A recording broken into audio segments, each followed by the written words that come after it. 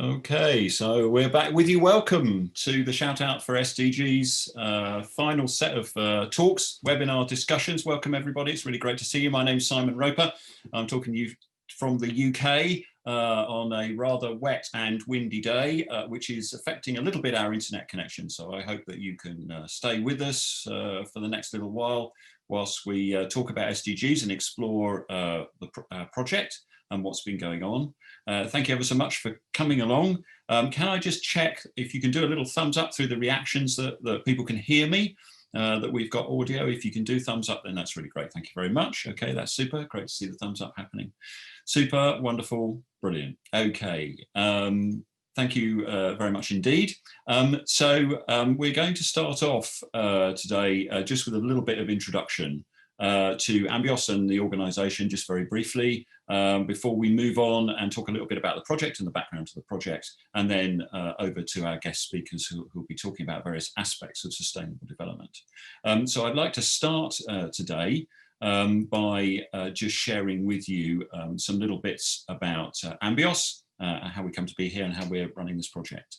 We have, I'm screen sharing with you now, our website. We are a nature conservation training organisation. That's what we do. We provide practical wildlife experiences at both our site in South Devon and now in distance learning. And we're about helping students and others to find confidence, skills and hope for the future. Because it is very much the future that's really important obviously to everybody, particularly now more focused perhaps in these COVID times. And you'll see on our website that we have the Shout Outs for SDG project. We came together with a bunch of our dear friends across Europe to work on promoting the UN sustainability goals, the 17 goals, in the context of higher education. And we've landed up working with both NGOs and higher education and progressing that agenda within both sets of organisations into the future. And that's what I just want to sketch in a little bit more detail about, if I may. So during lockdown, I had this experience of, I think like us all, being sort of jettisoned into this world of delivering webinars and doing these online talks.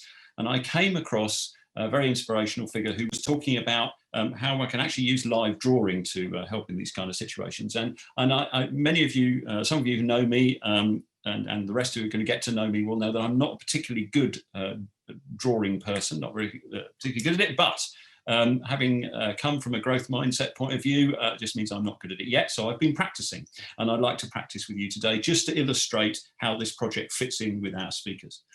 So this is the project, Shout Outs for SDG. This is what you've joined. Thank you for coming along. And really, this project is at the centre of what we've been doing over the last couple of years. So without wanting to run the logo again, it's Shout Out for SDGs. Which is really a call, isn't it? A call out to the importance of the 17 SDGs, the 2030 goals, really important. And for this particular project, we had a number of different aspects to it. But perhaps the first aspect, the building block for it, was actually to do with learning. So I'm going to draw a book here, look, somebody looking at a book.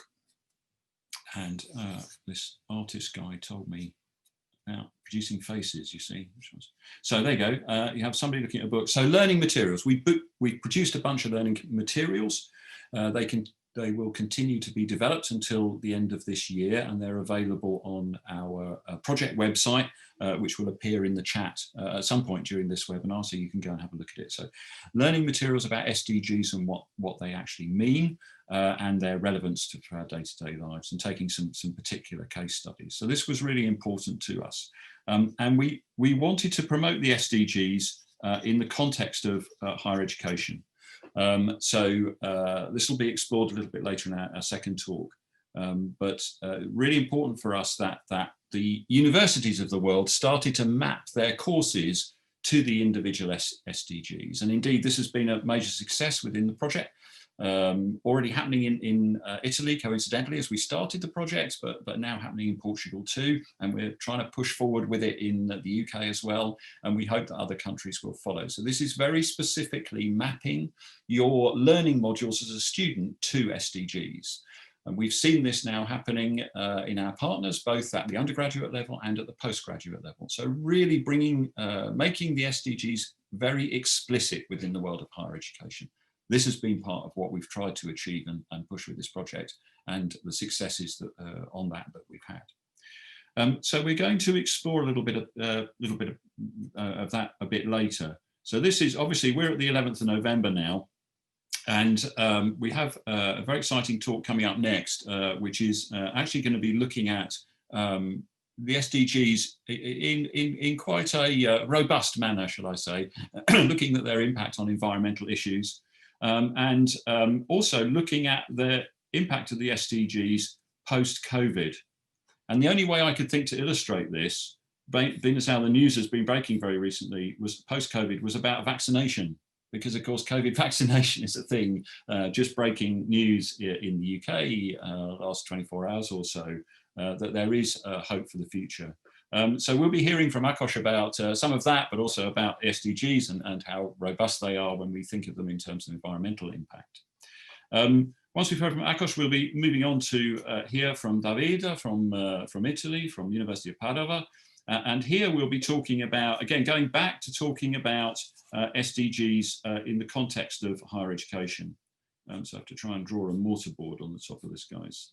There we go. Again, for us, it's really important to understand that these institutions, higher education institutions, really need to take on board the importance of higher education and SDGs, and linking those things together.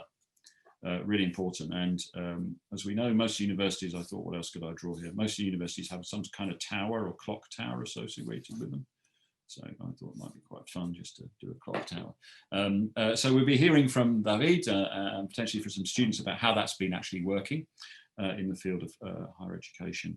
And then we're very fortunate to be joined by Strela, a alumni from University of Évora in Portugal, who'll be talking to us about an amazing project on an island off the west coast of Africa, which I think is pronounced Principe, is it? We'll find out later. I was looking at maps earlier to see if I could sort of think of an illustration for this, and I think it's kind of a bit like a call out when you have somebody talking. It seems to be that shape, the island. I stand to be corrected, I'm still learning about it. On that island, there are various community sustainability projects, which we're going to be hearing about. Okay, you can see my little people here are not socially distanced, but you get the idea. So community involvement on that particular island, just off the coast of Africa. So we're going to be exploring these different aspects of the SDGs. And as we go through, if questions occur to you, then if you could put them in the chat, that would be really great. We're going to come back at the end and take questions right at the very end, and also talk a little bit about the opportunities there are to engage with this project and others going forward.